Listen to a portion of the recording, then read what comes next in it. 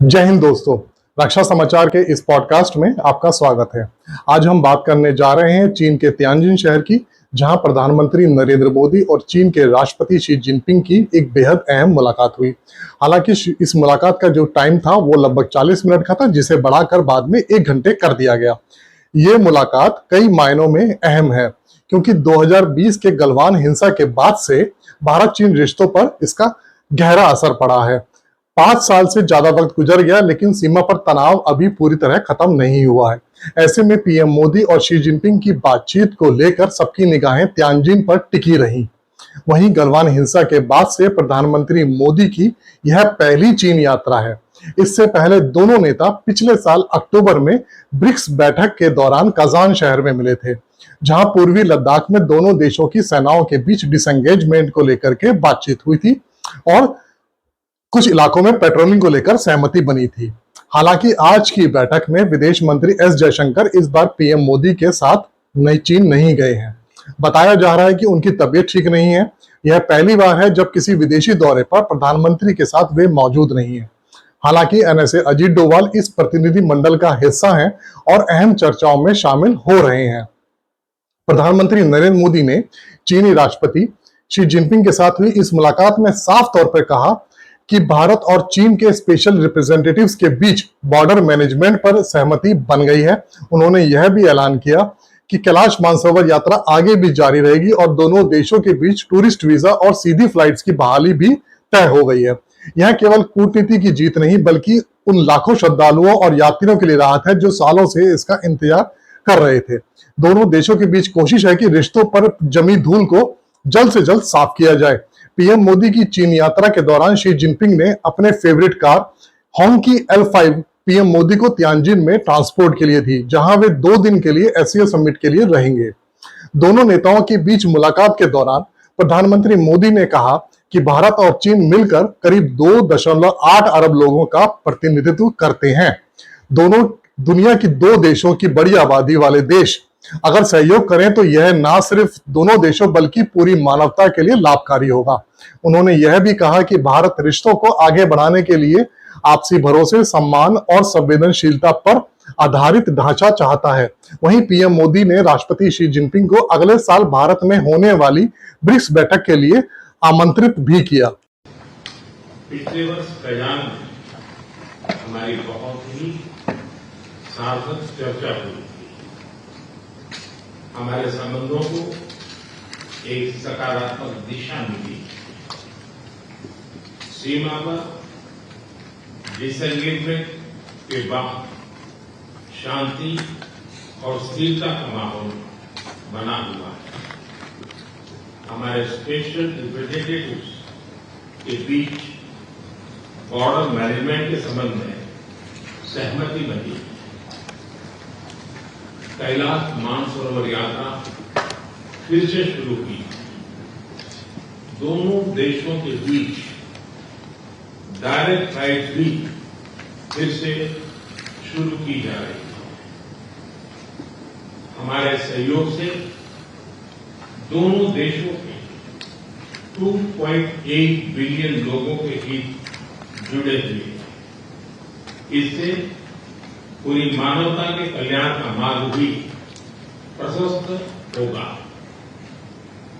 परस्पर विश्वास, सम्मान और संवेदनशीलता के आधार पर हम अपने संबंधों को आगे बढ़ाने के लिए प्रतिबद्ध हैं। एथेंस चीन द्वारा एससीओ की सफल अध्यक्षता के लिए मैं आपको बहुत बहुत बधाई देता हूं। एक बार फिर चीन यात्रा के निमंत्रण के लिए और आज की हमारी बैठक के लिए आपका हार्दिक धन्यवाद। वहीं चीनी राष्ट्रपति शी जिनपिंग ने भी अपने शुरुआती संबोधन में भारत और चीन को दुनिया की सबसे पुरानी सभ्यता बताया। उन्होंने कहा कि ड्रैगन और एलिफेंट यानी चीन और भारत अगर एक साथ चलते हैं तो यह पूरी मानवता के लिए शुभ संकेत होगा। शी ने साफ कहा कि दोनों देश ग्लोबल साउथ के अहम स्तंभ हैं और बदलती दुनिया में उनका साथ रहना बेहद जरूरी है। शी जिनपिंग ने यह भी कहा कि इस साल भारत और चीन के राजनयिक रिश्तों की 75वीं सालगिरह है और दोनों देशों को अपने रिश्तों को रणनीतिक और दीर्घकालिक दृष्टि से संभालना होगा। शी जिनपिंग का संदेश साफ था कि भारत और चीन को एशिया और दुनिया की शांति और समृद्धि के लिए मिलकर काम करना चाहिए। लेकिन दोस्तों, इस मुलाकात का असली फोकस था बॉर्डर। 5 साल से दोनों देशों की सेनाएं वास्तविक नियंत्रण रेखा यानी एलएसी पर आमने सामने खड़ी हैं। 2020 में गलवान घाटी की घटना के बाद भारत और चीन सीमा पर तनाव बहुत बढ़ गया था। दोनों देशों ने एलएसी पर भारी सैन्य तैनाती की थी, लेकिन पिछले साल अक्टूबर 2024 में कजान शहर में ब्रिक्स समिट के दौरान पीएम मोदी और शी जिनपिंग की मुलाकात ने रिश्तों में एक नई शुरुआत की थी। इसके बाद दोनों देशों के विशेष प्रतिनिधियों, भारत के राष्ट्रीय सुरक्षा सलाहकार अजीत डोवाल और चीन के विदेश मंत्री वांग यी ने कई दौर की बातचीत की। वांग यी इसी महीने दिल्ली भी आए थे, जहां वे एनएसए डोवाल और विदेश मंत्री जयशंकर से भी मिले थे। पिछले साल पीएम मोदी और शी जिनपिंग के बीच हुई बातचीत का ही नतीजा था कि डेप्सांग और डेमचौक जैसे इलाकों में पेट्रोलिंग शुरू हुई। साथ ही उत्तराखंड के लिपुलेख पास, हिमाचल प्रदेश के शिवकिला और सिक्किम के नाथुला के रास्ते सीमा व्यापार फिर से शुरू हुआ। वहीं पूर्वी लद्दाख की बात करें तो पेंगोंग झील, डेप्सांग, गलवान और डेमचौक जैसे इलाकों में डिसएंगेजमेंट तो हुआ, लेकिन फोर्सेस का डी-एस्केलेशन यानी वापसी अभी तक नहीं हुई है। बॉर्डर पर दोनों देशों की सेनाएं भारी हथियारों के साथ आमने सामने खड़ी हुई हैं। हालांकि मुलाकात से पहले चीन की सेना ने बयान दिया था कि सीमा पर शांति और स्थिरता बनाए रखना दोनों देशों की साझा जिम्मेदारी है। हाल ही में दोनों देशों के कमांडरों के बीच 10 सूत्रीय सहमति बनी थी, जिसमें शांति और सहयोग की बात की गई। तियानजिन में मोदी और शी की बातचीत उसी सिलसिले में आगे बढ़ती दिखी।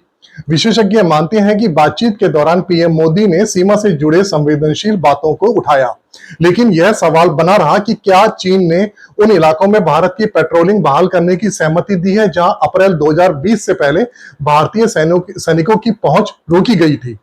अंतर्राष्ट्रीय मामलों के जानकार ब्रह्मा चलानी का कहना है कि अगर गलवान को भारत चीन रिश्तों के टूटने की शुरुआत माना जाए तो यह बीजिंग का नैरेटिव है। असल कारण अप्रैल 2020 में चीन की स्टेल्थ लैंड ग्रेव यानी छिपी हुई घुसपैठ थी। आज भी हजारों चीनी सैनिक हथियारों के साथ सीमावर्ती इलाकों में जमे हुए हैं और भारत को भी उतनी ही ताकत के साथ डटे रहना पड़ रहा है। मोदी शी मुलाकात में सिर्फ सीमा ही मुद्दा नहीं था, बल्कि व्यापार और सहयोग के मुद्दे भी छाए रहे। भारत लंबे समय से चीन के साथ भारी व्यापार घाटे से परेशान है। सवाल यह भी है कि क्या शी जिनपिंग के इस ट्रेड इम्बैलेंस को कम करने के लिए ठोस कदम उठाएंगे। पाकिस्तान का मुद्दा भी बातचीत की पृष्ठभूमि में मौजूद रहा। हालांकि जो विदेश मंत्रालय की तरफ से जो स्टेटमेंट जारी हुई है उसके अंदर पाकिस्तान और का मुद्दा उसमें नहीं है, लेकिन जिस तरीके से चीन पिछले लंबे समय से पाकिस्तान को समर्थन देता आया है, ऑपरेशन सिंदूर में जिस तरीके से चीन ने पाकिस्तान को सैटेलाइट की सुविधा दी थी, उससे जो है ये संकेत मिलते हैं कि चीन अभी भी पाकिस्तान के साथ है और पाकिस्तान को सैन्य सहयोग जारी रखे हुए है। सीमा पर शांति ये कितने लंबे समय तक टिकी रहेगी, इसी कड़ी में चीन पाकिस्तान आर्थिक गलियारा यानी सीपीईसी भी चर्चा में रहा। बीजिंग इस गलियारे को अफगानिस्तान तक बढ़ाने की कोशिश कर रहा है, लेकिन यह भारत की संप्रभुता के खिलाफ है, क्योंकि सीपीईसी पाकिस्तान के कब्जे वाले कश्मीर से होकर गुजरता है। तियानजिन मुलाकात का एक और पहलू था सांस्कृतिक और मानवीय संबंध। पीएम मोदी ने कहा कि कैलाश मानसरोवर यात्रा और फ्लाइट्स की बहाली न सिर्फ धार्मिक बल्कि लोगों के रिश्तों को मजबूत करेगी। चीन की ओर से भी सांस्कृतिक स्वागत के जरिए यही संदेश दिया गया। अब अगर एससीओ समिट की बात करें तो इसमें भारत और चीन के अलावा रूस, Pakistan, Iran, Kazakhstan, Uzbekistan, Tajikistan और किर्गिस्तान शामिल हैं। लेकिन आज की बड़ी खबर यही रही कि पीएम मोदी और शी जिनपिंग ने सीमा पर शांति और रिश्तों में सहयोग की बात की। एक घंटे तक चली बातचीत में बॉर्डर मैनेजमेंट पर सहमति, कैलाश मानसरोवर यात्रा की बहाली, टूरिस्ट वीजा, फ्लाइट कनेक्टिविटी जैसे ठोस कदम सामने आए। लेकिन कुछ सवाल अभी भी बाकी है। मसलन क्या चीन ने लद्दाख में उन क्षेत्रों में भारत की गश्त को पूरी तरीके से बहाल करने की सहमति दी है जो 2020 से पहले थी। साथ ही पूर्वी लद्दाख में भारत की जमीन जो बफर जोन बने हैं, भारत की जमीन पर जो बफर जोन बने हैं वहां पे 2020 से पहले, अप्रैल 2020 से पहले वाली स्थिति फिर से बहाल होगी? वहीं क्या चीन ने हाइड्रोलॉजिकल डेटा शेयर करने का वादा किया है, खासकर ब्रह्मपुत्र नदी को लेकर? क्या चीन अपनी नीति को बदलेगा, जिसमें वो पाकिस्तान को सैन्य समर्थन देता रहा है? ये कुछ ऐसे सवाल हैं जिनका जवाब इस मुलाकात में स्पष्ट नहीं हुआ। लेकिन पीएम मोदी ने यह जरूर कहा कि भारत और चीन आपसी विश्वास, सम्मान, संवेदनशीलता के आधार पर अपने रिश्तों को आगे ले जाने के लिए प्रतिबद्ध है। तो दोस्तों, यह था तियानजिन से जुड़ा हमारा विशेष पॉडकास्ट। प्रधानमंत्री मोदी और शी जिनपिंग की मुलाकात पर आपकी क्या राय है? क्या यह रिश्तों में एक नया मोड़ है या सिर्फ औपचारिकता भर है? अपनी राय में हमें कमेंट में लिखकर जरूर बताएं। आपसे अनुरोध है कि इस वीडियो को लाइक करें। अगर चैनल पर आप नए हैं तो हमें सब्सक्राइब करें, साथ ही बेल आइकन बटन भी दबाएं ताकि हमारे वीडियो आप तक तुरंत पहुंचे। तो मिलते हैं अगले वीडियो में, तब तक के लिए नमस्कार।